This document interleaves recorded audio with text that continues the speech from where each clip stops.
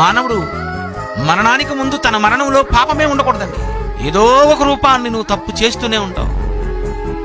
కంటి చూపుతో కానివ్వు, మనసులో కానివ్వు, కలలో కానివ్వు, నోటితో కానివ్వు, అబద్ధం కానివ్వు, ఏదో ఒక తప్పు నువ్వు చేస్తూనే ఉంటావు.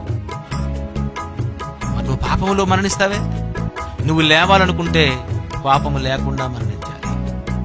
ఇది నువ్వు పాపము లేకుండా మరణించాలి. మరి నీ మరణంలో నువ్వు పాపములో మరణిస్తావా, పాపము లేకుండా మరణిస్తావా? నువ్వు మరణించేసరికి నువ్వు ఎలా మరణిస్తావు? యేసు లాంటి మరణము నీకు పాపము లేకుండా మరణించాలని నువ్వు అనుకుంటున్నావా?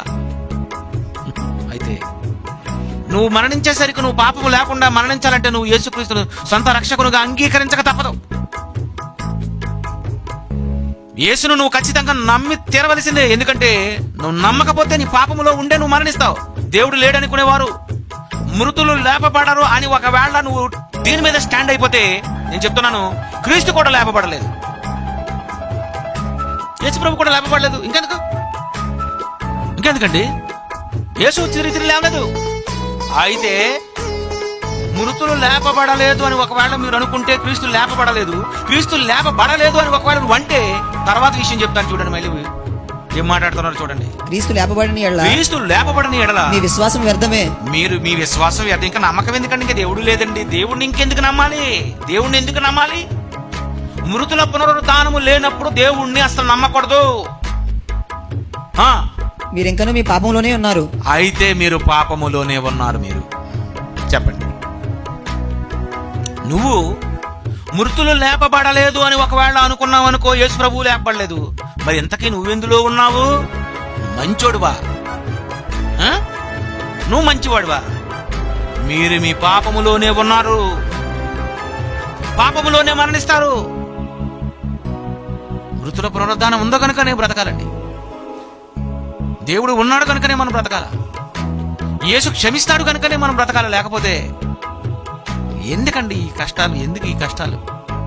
ఎందుకు ఈ వేదనకరమైన జీవితం? ఎందుకు రోజు సంపాదించుకొని వండుకొని తినడం, చచ్చిపోవడం? ఇది ఎందుకండి ఇదంతా జరుగుతుంది? ఈరోజు చూడండి, అవే ఇష్టం. యేసు అంటే ఇష్టం. మినిమం క్లాస్కి రావాలని ఇష్టం ఉండదు మనకి. మినిమం ఆరాధనకు రావాలంటే ఇష్టం ఉండదు. వాక్యం రాసుకోవాలంటే ఇష్టం ఉండదు. నిన్ను కాపాడగలడు. ఈరోజు మరణించి తిరిగి లేచిన రోజున ఈస్టర్ని ఎందుకు చెప్పుకుంటున్నాడంటే, మా దేవుడు పాపము లేకుండా మరణించాడు. 33.5 సంవత్సరాలు బ్రతికి ఏ తప్పు చేయకుండా బ్రతికి మరణించిన మీసం ఉన్న మగాడు. నువ్వేమనుకుంటావు? అనుకో, లెజెండ్ అనుకుంటావు, వన్ అండ్ ఓన్లీ అనుకుంటావు, శకపురుషుడు అనుకుంటావు, చరిత్రకారుడు అనుకుంటావు, యుగ పురుషుడు అనుకుంటావు. 33.5 సంవత్సరాల బ్రతికి పాపము చేయకుండా మరణించినటువంటి వ్యక్తి యేసు. ఆయన జీవితం ఏంటి? ఆయన ఎలా మరణించాడు? ఆయన మరణం వెనుక ఉన్న రహస్యం ఏంటి? పాపం లేకుండా మరణించాడు ఆయన. నువ్వు పాపముతో మరణిస్తావు. ఆయన లేచాడు. నువ్వు లేవాలంటే ఆయన్నే నమ్మాలి.